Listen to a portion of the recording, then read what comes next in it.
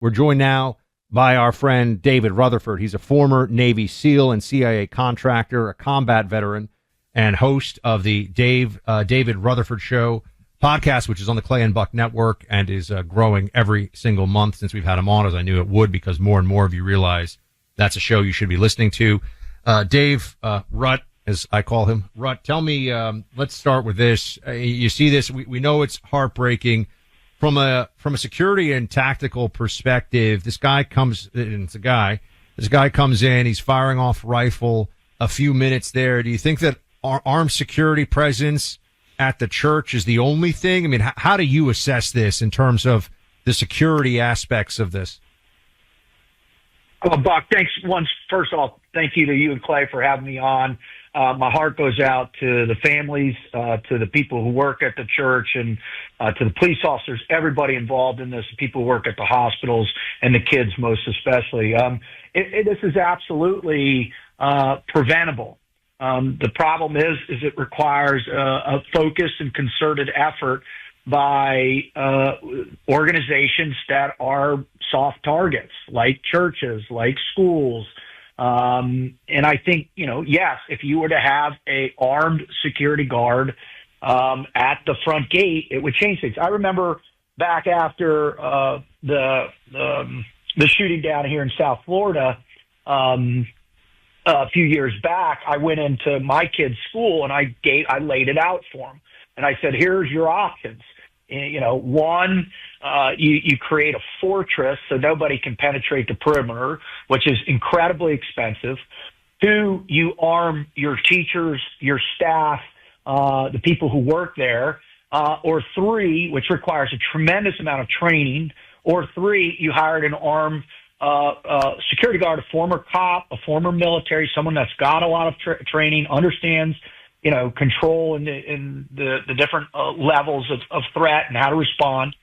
And they chose the third one, put this wonderful guy, Aubrey, out in front of the school, and all the parents felt great because the guy's an armed security guard at the exterior of the school. So, yeah, that's the way you respond to the possibility of these types of things, because they're going to keep happening. I agree with everything you just said. We had a caller from Southern California, I believe her name was Katie, a mom, who said, hey, my kids go to Catholic school, and we've got armed security. My kids have gone both to public school, K to 6, and then they go to private school, 7 to 12. And we have armed security at all of their schools. Is it a no-brainer to you that as we look at all of these situations, the reason schools are often attacked is because they do not have, in fact, we know with the trans shooter, she actually staked out in Nashville the school in advance to see what she needed to do to get to those schools and chose a school that did not have security. Isn't it just a no-brainer in all 50 states that we should have armed security at every school? Absolutely, Clay. I mean, now where we're at, whether you go to Uvalde, you go to Audrey Hale, or you go to Devin Erickson, or you go to all these Dylan Butler, all these shooters that are coming out. Yeah, they're picking soft targets for a reason. I mean, I can't even tell you how many times where we would do an assessment of a target that we were going to go hit or take down or do a snatch. And when we did the assessment after, we did a reconnaissance on the place we were going to hit, and we saw, oh God, there's two dudes there. They've got old AKs. They don't have kit. I mean, it's like, oh, this is incredible. Well, it's the same thing that these demented, mentally unstable human beings are looking for. They're looking for soft targets. So should be the most fundamental thing that we protect above all else in this world, and that's our children. So, yeah, 100% we should have armed guards. Speaking of David Rutherford, host of the David Rutherford Show on the Clay and Buck Podcast Network. Hope you have all had a chance to listen. If you haven't, please go check it out. You can listen wherever you get your podcast. The iHeart app is the best place to start. iHeart Radio app. And David, you're also, because I know Rutt very well. Rutt was a combat medic, so you understand and have seen gunshot wounds in real life and had to deal with them. What can you tell us? I mean, I don't know if you heard, Dave, but we played earlier in the show one of a representative from the hospital who was saying we've got 4 who are in critical, and then we've got a number of others who have been treated in the hospital, but they are how many, Clay? 7 who are treated but stable in the hospital. So the 7 that are stable, right? That's looking good. Those look like kids or adults. They're going to be okay. The four who are critical is the primary at this point. Is it just they've stopped the bleeding? Is it organ damage and repair that these doctors are working against the clock to do? Like, what has to happen here that we can get the best possible news out of this hospital that there are no more fatalities?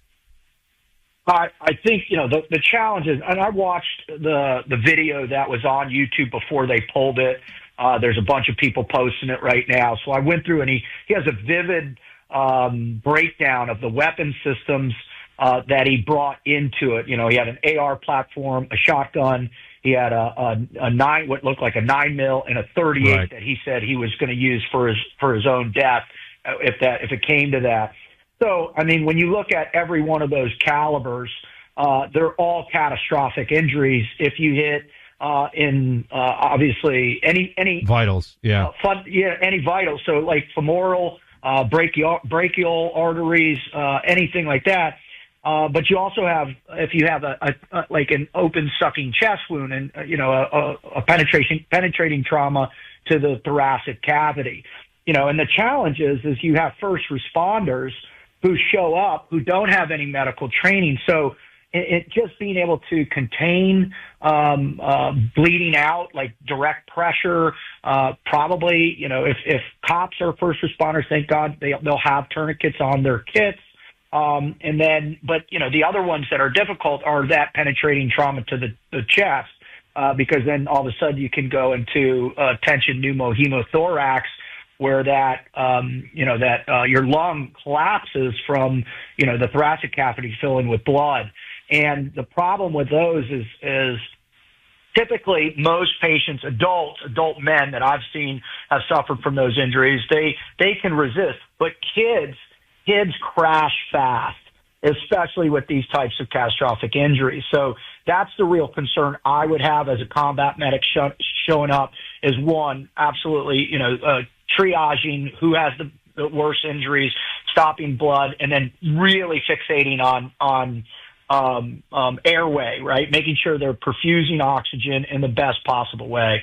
But regardless. But the 7 who are stable, Rut, they're going to be okay. It's those 4 that we're praying for who are still critical, right? Maybe they could, let's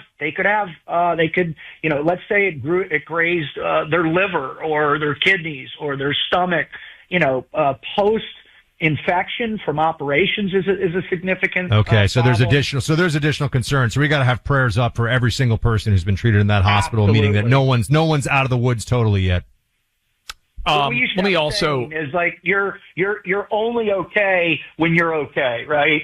Because the nature of gunshot injuries is really difficult to know until you're all the way through and you're through recovery. Couple of other details that are coming out. Let me hit you guys with this. It's looking more and more like a Covenant school shooting situation. Reports that this shooter, that his mom was a former employee at the school. So there was a connection potentially from this trans shooter, as the prior trans shooter also had a connection to the religious school that she shot up. It appears this guy may have also done it. And we mentioned this before, but I just want to reiterate. Court documents show that when this person was 17 years old, he legally changed his name from male to female and began to identify as a woman. So as a minor, for people out there, as a minor, this individual who went on to shoot up the school was deciding to identify as a different gender. So this was happening again in youth, and person I think is 22 years old now. What should we do? Buck and I both are of the opinion, and I understand we're probably going to get attacked to the high heavens for this, but I think Buck said it well, where if someone has bulimia, you don't tell them they look great and they should continue to not eat. If you are a that's anorexia. professional. Bulimia is throwing up, but yeah, similar. Okay. I'm thankfully not an expert in the eating disorder universe, but you don't reinforce the health condition and the mental illness when you say, hey, yes, you are an actual girl or you're an actual boy. Aren't we just creating, in conjunction with all of these drugs that we're pumping into people's bodies during this, a recipe for disaster after disaster?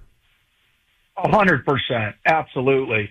I think what we've categorically proven over the last, all the way back to Columbine, is that many children, thousands and thousands, tens of thousands of children are being medicated at early ages, right? Much less, the hormone blockers and the stuff that's going on with that type of madness out there for these young kids.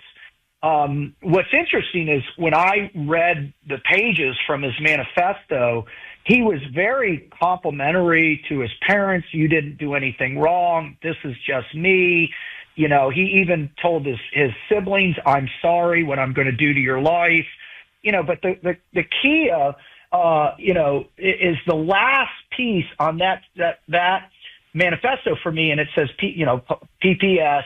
He does a PS to his sibling, get over the argument with your mom and you. Then he goes to PPS and he goes, I wouldn't recommend any of you to read my journals, unless you really want to, but be warned.